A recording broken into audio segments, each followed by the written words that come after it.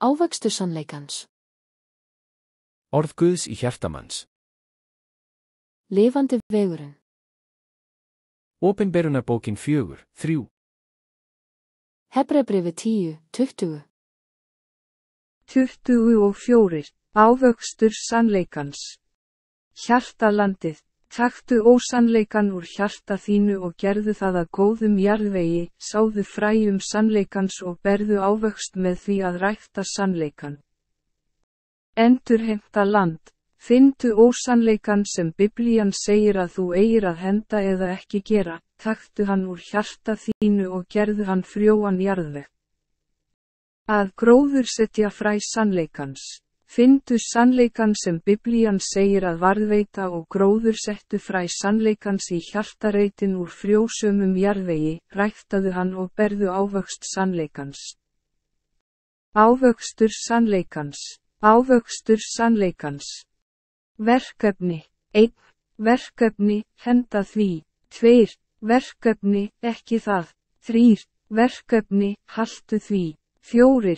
Verkefni, gerðu það. Verkefni, gerðu það. Taktu ósannleikann úr hjarta þínu og gerðu það að góðri mold. Lifandi vegurinn.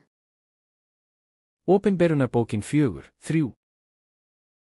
Hebreabréfið 10:20. Markús 40:3 mínútur yfir 9. Ef hönd þín tælir þig til falls, þá sníð hann af. Betra er þér handarvana inn að ganga til lífsins en hafa báðar hendur og fara til helvítis, í hinn óslökkvanda eld. Markús korter í 10. Ef fótur þinn tælir þig til falls, þá sníð hann af. Betra er þér höldum inn að ganga til lífsins en hafa báða fætur og verða kastað í helvíti. Markús 47 mínútur yfir 9. Og ef auga þitt tælir þig til falls, þá ríf það úr. Betra er þér einegðum inn að ganga í Guðs ríki en hafa bæði augu og verða kastað í helvíti. Markús 10 mínútur í 10. Saltið er gott, en ef saltið missir seltuna, með hverju viljið þér þá krydda það? Hafið salt í sjálfum yður og haldið frið yðar á milli. Markús 19 mínútur yfir 10. Þú kannt boðorðin, þú skalt ekki morð fremja, þú skalt ekki drýja hór, þú skalt ekki stela, þú skalt ekki bera ljúgvitni, þú skalt ekki pretta, heiðra föður þinn og móður. Markús 43 mínútur yfir 10.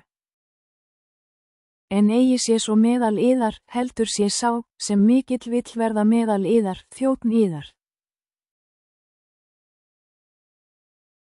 Markús 44 mínútur yfir 10. Og sá er vill fremstur vera meðal yðar, sé allra þræll. Markús 24 mínútur yfir 11. Fyrir því segi ég yður, hvers sem þér biðjið í bæn yðar, þá trúið, að þér hafið öðlast það, og yður mun það veitast. Markús 25 mínútur yfir 11. Og þegar þér eruð að biðja, þá fyrirgefið, ef yður þykir nokkuð við einhvern, til þess að faðir yðar á himnum fyrirgefi einnig yður mikjörðir yðar. Markús 12:1. Og þú skalt elska Drottinn, Guð þinn, af öllu hjarta þínu, allri sálu þinni, öllum huga þínum og öllum mætti þínum.